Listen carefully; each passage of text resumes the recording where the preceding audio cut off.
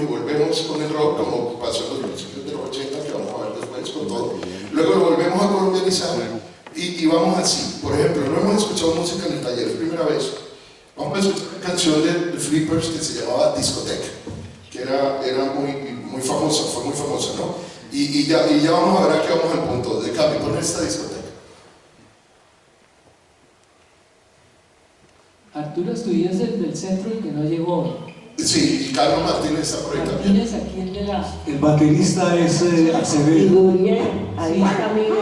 Y Miguel Duriel. Acevedo es tío del baterista de la banda de Marciano, el Sardino Acevedo. Poder video de esta música.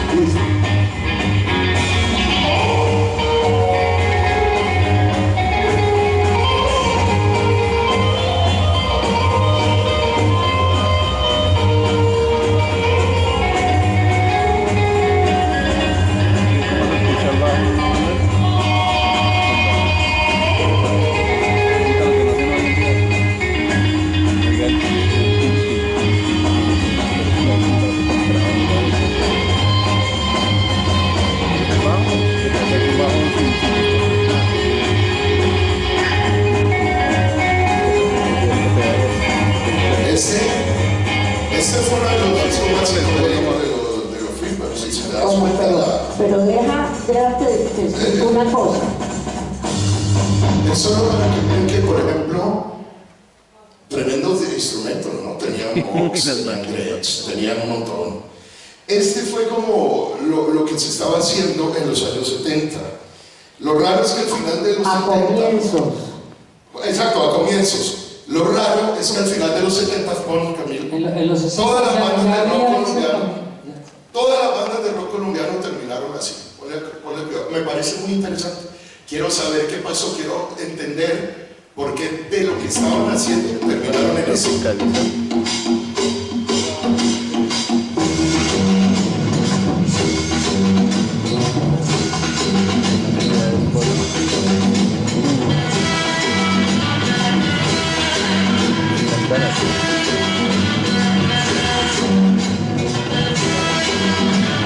Todo lo que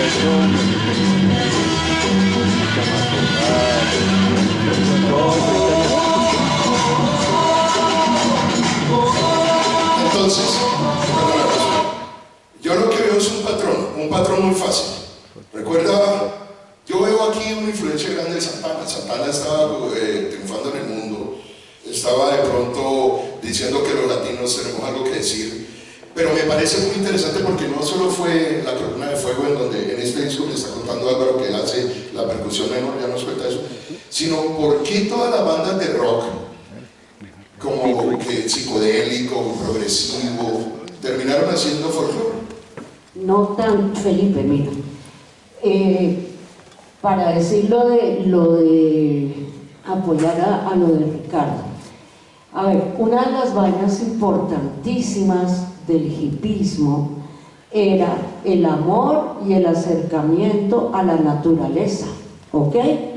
Entonces, la gente empezó a salirse de las ciudades para ir a vivir en el campo, formaban comunas, otros iban a vivir a fincas, y por ejemplo, eso que tú dices, Humberto Monroy, en una de esas comunas empezó a componer una de sus canciones famosas. Entonces, el hipismo se traslada al campo y empieza toda esta estallido, llamémoslo así, de música folclórica.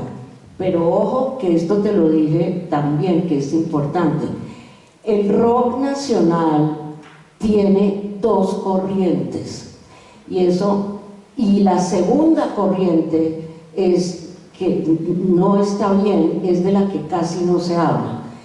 En la parte final de los 60 y comienzos de los 70, las tres bandas que son las que realmente son sólidas son Génesis con Humberto Monroy, los Flippers, que son pues con Astudillo, Duriel, bueno, Carlos Martínez, y los Speakers, ¿ok? Esas tres bandas son como la base del rock nacional. Arturo compartía Flippers y Speakers. Sí, también. Estaban los dos. Sí, Pero, ojo con esto, paralelo a lo que es esta música que es folclórica, pero al mismo tiempo con rock, hay bandas que no es que sean los Chicos del Norte ni nada de eso, sino que son bandas que están influenciadas por el hipismo y por los ritmos ingleses y norteamericanos. Entonces, de ahí parte estas bandas de las que a veces no se habla mucho, y eso a mí me parece bastante injusto, que son las bandas como La Planta, donde está Chucho Merchán, Malanga, Tribu 3, hay una lista de esas donde bandas. está Martelo, o sea, todas esas bandas que son la banda del Marciano, son completamente rock. Componen sus propias composiciones, también hacen covers. Está Nash es una maravilla. O sea, Nash en nació todas en los partes años del 80, mundo, claro. Pero lo que es importante es que no sé por qué se le da siempre el peso a las bandas solamente que tienen la combinación del folclore y el rock, cuando hay otras bandas que son completamente rockeras y con una influencia clarísima norteamericana. Nunca grabaron nada y la gente no las pudo conocer. Y De lo acuerdo. que no está grabado y no tiene registro no existe. Y es tan De acuerdo. y es tan terrible la situación que a finales de los 70 muchos se fueron. Chucho Merchán se fue, Martelo se fue, todos se fueron mamados de que todo el mundo les cerraba la puerta. Entonces es obvio, y eso lo estamos viviendo y lo hemos vivido en los 80, en los 90, en el 2000. Por ejemplo, en Bogotá en este momento hay 4.000 bandas de rock. ¿Cuántas de esas conoces? En este momento hay 4.000 bandas de rock y metal activas. La tuya y la de ¿A mi quiénes hijo. conoces? Conoces a Terciopelados, a la derecha, a las almas, a la pestilencia y si acaso a Kraken.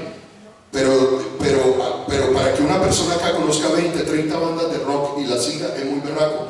Ojo, en el tiempo de internet, en donde puedes entrar aquí y colocar bandas de rock bogotano hoy.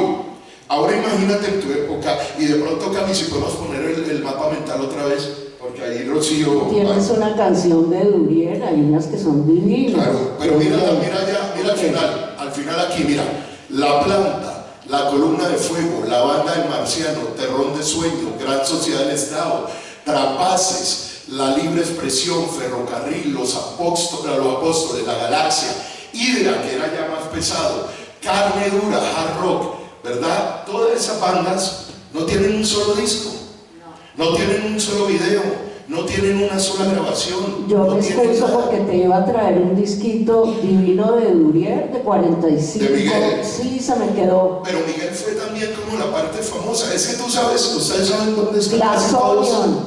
estos registros de esta banda, ¿saben dónde Crack. se encuentran? Se encuentran más que todo en los archivos de la policía. Los nombres de esas bandas se encuentran más que todo en los archivos de las batías que hacían y el concierto. No, es que aquí había unos peludos que estaban peluquear, entonces se llamaban que Carne Dura. Entonces uno decía, pues madre, había una banda de carne dura. Es que, venga, a ver, una anécdota, tener el pelo largo en los 60s y en los 60s, 65, 67, 68, finales de los 60s, eso era un rollo ni el berraco. Uno era tan berraco que el pelo le crecía y se lo dejaba así porque tenía la referencia de Beatles y Rollins y los demás, y teníamos el cabello largo, ¿sí? Por eso nos llamaban mechudos, pero también nos llamaban mariquitas, etcétera, etcétera, ¿sí? Y anécdota, una vez con Potocho Alki y otros, la gallada de ese tiempo, fuimos al Restrepo, que era donde hacían y siguen haciendo, ya poquitos, pero siguen haciendo buen zapato. Entonces fuimos a comprar botas Beatle, porque las hacían, copiando las botas Beatle. Y estábamos el convito del que vino Potocho, Alpi y otro, que no me recuerdo. Y nos detiene la policía, ¿por qué? Por tener el pelo largo. Y nos llevan a la estación del Restrepo y nos encanan ahí. Entonces nosotros ya frecuentábamos las discotecas de ese momento y llamamos a uno de los que, donde más íbamos, y le dijimos, mira, nos tienen aquí, nos van a cortar el cabello que porque tenemos el pelo largo, venga por favor que necesitamos que nos haga algo, nos salve, nos saque. Y llegó y hizo respetar su nombre porque era un personaje de sociedad aquí de Bogotá, y nos sacaron de ese canazo por tener el cabello largo. Eso era un pecado. Por ahí hay unos volantes que hablan del Festival de la Amistad. 5 festivales de la amistad, que equivale como organizar un rock al parque, pero de un día, donde se presentaban 5, 6, 7 grupos, los reunían como amistad. No, por eso se llamaba de la amistad, porque no ganábamos nada. Yo simplemente era amigo de todos los músicos de ese momento, de todos los grupos, y les propuse, hagamos un festival y le regalamos un concierto a la gente. El primero lo hice ahí en la 87, donde está hoy el Parque de las Flores, 87,15. Por ahí baja un río que está canalizado, y ahí en ese prado hice el primer festival. ¿Cómo se financió tener equipo de sonido y cómo se financió un escenario? El escenario era un camión. Quitándole todo lo de atrás, quedaba esa parte plana del camión y ese era el escenario. ¿Sí? ¿Cómo se financiaba? Con todos los amigos que tenían almacenes en la calle 60, en la calle de los hippies, en el pasaje de los hippies, se reunía plata, y ahí en ese volante está, abajo decía almacén tal o tal o tal o tal, ¿sí? Y de esa plata pues se daba para contratar el camión, y los músicos llegaban por su cuenta y con su equipo, y lo instalaban y ahí tocaban, y así se hizo el Festival de la Amistad 5 veces. 2 ahí en el Parque La 87, en esa zona verde, el tercero en la Media Torta, el cuarto también en la Media Torta, y el quinto fue en el Parque del Lago o Parque Los Novios, hice el último festival. No lo seguí haciendo porque eso es un camello hacerlo, y cada vez como hoy en día se ve, o sea, hay que tener una infraestructura y la berraca de sonido, transporte, etc.